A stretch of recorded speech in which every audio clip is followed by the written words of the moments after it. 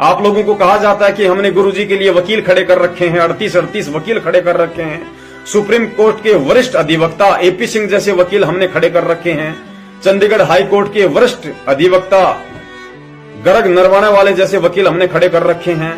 ये सब ढोंग है, ये सब पाखंड है।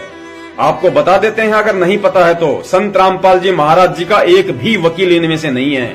जितने भी प्राइवेट वकील सतलोक आश्रम मैनेजमेंट हरियाणा ने कर रखे हैं, वो वकील संत रामपाल जी महाराज जी के नहीं, वो संत रामपाल जी महाराज जी के भाई महेंद्र भगोड़े के हैं। राष्ट्रीय समाज सेवा समिति के उन लोगों के लिए हैं जो भगोड़े बन के घूम रहे हैं।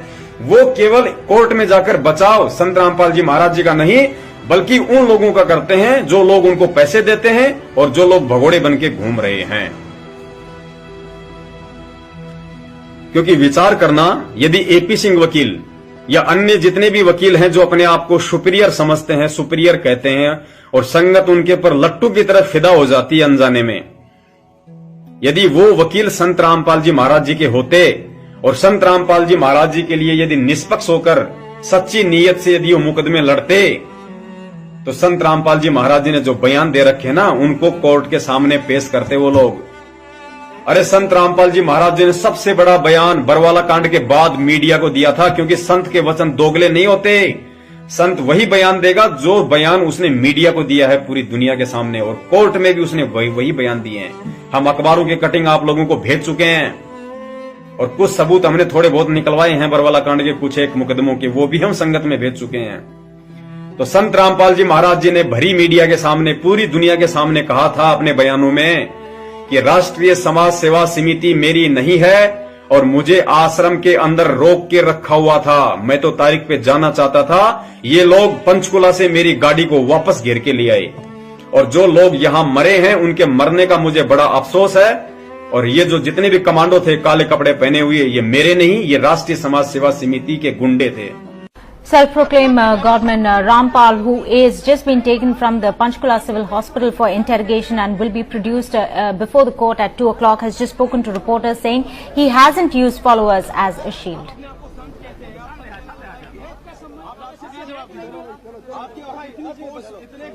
रिपोर्ट आ चुकी है, आपको मेडिकल रिपोर्ट आ चुकी है, उसमें है कि आप बिल्कुल सही है, लेकिन कोर्ट को गुमराह कहीं न कहीं किया गया। ये कहा जाता रहा कि आप अस्वस्थ है, जिसकी वजह से कोर्ट में पेश नहीं हो पाए। अब स्वस्थ हो गया, मैं पहले बीमार था। रामपाल जी, आपकी जो बेल एप्लीकेशन थी वो भी अब रिजेक्ट कर दी गई है, जो 2008 में आपको बेल मिली थी कोर्ट की तरफ से, उसके बारे में क्या कहना है? धन्यवाद। जो पूरा विवाद हुआ उसमें 6 लोगों की जान गई, आपको कोई अफसोस है उस बात का? बहुत अफसोस है जी। नहीं, जो आपने अपने अनुयायियों को ढाल बनाया और आप पीछे छुपे रहे, मैंने किसी को नहीं बनाया। वो आप सही मानते हैं? मैंने नहीं बनाया किसी को, वो अपने आप ही बन रहे थे, मुझे भी रोक रखा था। आपके ऊपर इतने इल्जाम है सर, आपके ऊपर इतने इल्जाम झूठे कैसे हैं आपके ऊपर? आपके गुंडे इतने खड़े थे वहाँ पे, हजारों आदमी हरियाणा पुलिस से। मेरे रीते राष्ट्रीय समाज सेवा समिति नहीं तो आपकी समिति है। अरे आपकी समिति है बाबा, आप अपने आप को संत कहते हैं, आप संत कहना लायक भी है? आप आपसे भी जवाब दीजिए। आपके वहाँ इतनी फोर्स, इतने गुंडे, इतने आदमी खड़ी है हरियाणा पुलिस के ऊपर, आप लोगों के ऊपर आपने इतना बंदी बनाए रखा है। जितने लोग आपके आश्रम से निकले हैं वो सब कह रहे हैं कि उन्होंने आपके लोगों ने उनको बंदी बनाया हुआ था। नहीं रामपाल जी, आपके चेहरे आप अपने आप को संत बुलाते हैं, यू आर अ गॉडमैन और अ कॉनमैन। और आपने जो जिस तरीके से मीडिया को टारगेट किया गया, हथियार को, सब यू आर अ गॉडमैन और अ कॉनमैन। रामपाल जी, कोई बात नहीं। तो पुण्यात्माओं, और क्या बयान बाकी रह गया और क्या सुनना बाकी रह गया परमेश्वर के मुख कमल से। अब विचार करो, यदि ये जितने भी वकील हैं, यदि ये संत रामपाल जी महाराज जी के वकील हैं, और यदि होते तो ये लोग संत रामपाल जी महाराज जी के इस बयान आधार से, इस वीडियो वाले बयान के आधार से आज पूरे के पूरे सतलोक आश्रम मैनेजमेंट हरियाणा को, राष्ट्रीय समाज सेवा समिति को, और जितने भी लोग भगोड़े बन के घूम रहे हैं उनको कोर्ट में हाजिर करते। कि जब तक ये लोग कोर्ट में हाजिर नहीं हो, जब तक ये लोग पकड़े ना जाएं, तब तक ये मुकदमा आगे नहीं चलना चाहिए था। क्योंकि जब गुरुजी ने मुख्य दोषी ही सतलोक आश्रम मैनेजमेंट हरियाणा को बता दिया, तो पुण्यात्माओं फिर ये वकील क्या वहां पे झक मराने के लिए जाते हैं? ये क्यों गुरुजी के उस वीडियो वाले बयान को कोर्ट में पेश करते हैं? क्यों गुरुजी का पक्ष नहीं रखते ये लोग? क्यों ये लोग सतलोक आश्रम मैनेजमेंट हरियाणा और राष्ट्रीय समाज सेवा समिति के तलवे चाटते हैं? आज तक इन वकीलों ने एक भी शब्द जाके कोर्ट में क्यों नहीं बोला कि मेरे मुवक्किल संत रामपाल जी महाराज जी ने बरवाला कांड का दोषी राष्ट्रीय समाज सेवा समिति को बताया है, और राष्ट्रीय समाज सेवा समिति के जितने भी लोग हैं, जिन लोगों के नाम संत रामपाल जी महाराज जी ने अपने बयानों में दिए हैं, उन लोगों को कोर्ट आदेश दे कि पुलिस उन लोगों को पकड़े, उन भगोड़ों को पकड़े और कोर्ट में हाजिर करे, ताकि संत रामपाल जी महाराज जी और संत रामपाल जी महाराज जी ने जिन जिन लोगों को दोषी बनाया है इन मुकदमों में, उनका आमना सामना हो, कोर्ट में बहस हो, और फिर दूध का दूध और पानी का पानी हो जाए कि गलत कौन है और सत्य कौन है। अब बताओ, इन मैनेजमेंट वालों को इन वकीलों ने कितनी बार कोर्ट में पेश किया है, और कितनी बार इन लोगों ने कोर्ट में जाकर जजों के सामने ये बात कही है कि आप राष्ट्रीय समाज सेवा समिति वालों को क्यों नहीं पकड़वाते। जिन लोगों को आपने पीओ घोषित कर रखा है, भगोड़ा घोषित कर रखा है, जो लोग वांटेड हैं, जो बरवाला कांड के दोषी हैं, जिनके विषय में संत रामपाल जी महाराज जी ने बयान दे रखे हैं, उन लोगों को आज तक गवर्नमेंट ने और इस प्रशासन ने, इस सरकार ने क्यों नहीं पकड़ा, क्यों नहीं कोर्ट में पेश किया। ये लोग क्यों बोलेंगे ये बात? वकील कभी जिंदगी में भी ये बात नहीं बोलेंगे, क्योंकि डॉक्टर कभी नहीं चाहता कि दुनिया स्वस्थ हो जाए। वकील कभी नहीं चाहेगा कि किसी के केस का फैसला हो जाए, क्योंकि सतलोक आश्रम मैनेजमेंट हरियाणा से ही इन वकीलों की दाल रोटी चल रही है। पुण्यात्माओं, आपको एक बात बताते हैं। एक बहुत बड़ा वकील था, और इतना बड़ा वकील था कि वो बहुत सारे बड़े बड़े लोगों के मुकदमे लड़ा करता था, काफी नाम था उसका। उसने अपने बच्चे को पढ़ा लिखाकर बहुत बड़ा वकील बना दिया अपने जैसा, और वो वकील साहब रिटायरमेंट हो गए, पोते पोती हो गए उनके, बढ़िया उनके लिए सब कुछ सेट कर दिया उसने। अपने बेटे को उसने उसी कोर्ट में उसने वकील बना दिया, अपनी सारी शिक्षा दीक्षा दी उसको, अच्छा वकील बना दिया। एक दिन उसका बच्चा कोर्ट से रात को घर पे आता है, हाथ में उसके मिठाई का डब्बा था, और खुशी खुशी सीधा सीधा अपने बाप के पास गया और बोला, पिताजी पिताजी, आज यदि आप अपने पुत्र की उपलब्धि सुनेंगे तो आपका सीना चौड़ा हो जाएगा गर्व से। तो बाप ने कहा कि बेटा बता ऐसी क्या बात है।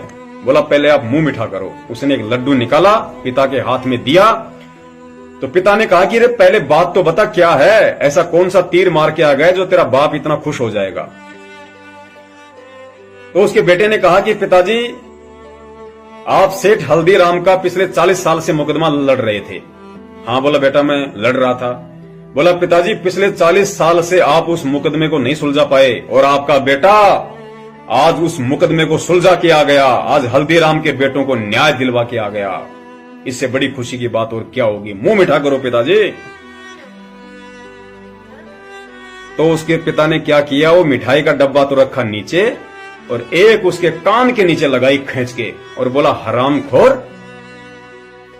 अरे जिस हल्दीराम वाले मुकदमे के पीछे नालायक मैंने तुझे पढ़ा लिखा के वकील बनाया, जिस मुकदमे के पीछे मैंने 3-3 बहनों की एक से एक परिवार में लाखों रुपया खर्च करके शादियां कर दी, जिस मुकदमे के पीछे आज मैं तेरे बच्चों को बढ़िया बढ़िया स्कूलों में पढ़ा रहा हूं, और जिस मुकदमे के पीछे आज तुम भाइयों के लिए मैंने अलग अलग कोठियां बना दी हैं, और नालायक तूने उसी मुकदमे को आज सुलझा दिया, तूने तो न्याय का कत्ल कर दिया। तो पुण्यात्माओं, वकील कभी नहीं चाहेगा कि किसी का मुकदमा सोल्व हो जाए, क्योंकि वो उसकी रोजी रोटी है, और वो अपनी रोजी रोटी पे लात नहीं मार सकता। यदि उसको लगेगा, 99% ऐसे वकील हैं, यदि उनको लगेगा इस मुकदमे में कोई दम नहीं है और ये मुकदमा इसके पक्ष में आने वाला है, उस मुकदमे में भी उस आदमी को जबरन इतना उलझा दिया जाता है कि वो अपना साल भर का कोटा पूरा कर लेता है। तो पुण्यात्मा, वकील कभी नहीं चाहेगा। तो ये जितने भी वकील हैं, चाहे एपी सिंह वकील हो, चाहे गर्ग नरवाणा वकील हो, या सतलोक आश्रम मैनेजमेंट के जो सुनीता वकील है, और ये जो दिलबाग सिंह वकील है, ये जितने भी वकील हैं जो अपने आप को वकील कहते हैं, पुण्यात्माओं, ये सारे के सारे वकील सतलोक आश्रम मैनेजमेंट हरियाणा के हैं, उनके तलवे चाटते हैं, उनके पैसों पे ये अपनी रोजी रोटी कमा रहे हैं, क्योंकि सतलोक आश्रम मैनेजमेंट हरियाणा उनको फीस देता है, उनको पैसा देता है।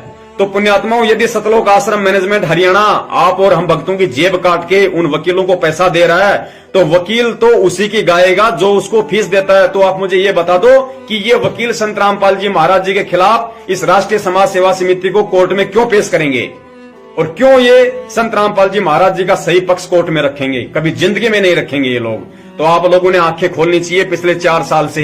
इसलिए तो हम लोगों को मूर्ख बनाया जाता है। गुरुजी के बयान संगत में सार्वजनिक नहीं किए जाते। क्यों नहीं किए जाते? क्योंकि गुरुजी के मुकदमे में कोई सही तरीके से पैरवी हो ही नहीं रही। गुरुजी के मुकदमों को अटकाया जा रहा है, तारीखों पे तारीखें डलवाई जा रही हैं, क्योंकि सही तरीके से बहस होती नहीं है। और जजों के पास, कोर्ट के पास इतना टाइम नहीं होता कि वो उनकी गहनता से जांच करे, क्योंकि जजों का दिमाग तो वैसे ही भरा होता है। करोड़ों केस पेंडिंग चल रहे हैं हिंदुस्तान की जुडिशरी में, न्यायपालिका में। संत रामपाल जी महाराज जी आपके लिए भगवान होंगे, हमारे लिए परमात्मा होंगे। जजों के लिए परमात्मा नहीं है, उनके लिए वे एक मुजरिम है, एक सजा याफ्ता कैदी हैं, और वो उनको उसी दृष्टि से देखते हैं जिस दृष्टि से वो एक अन्य सामान्य नागरिक को देखते हैं।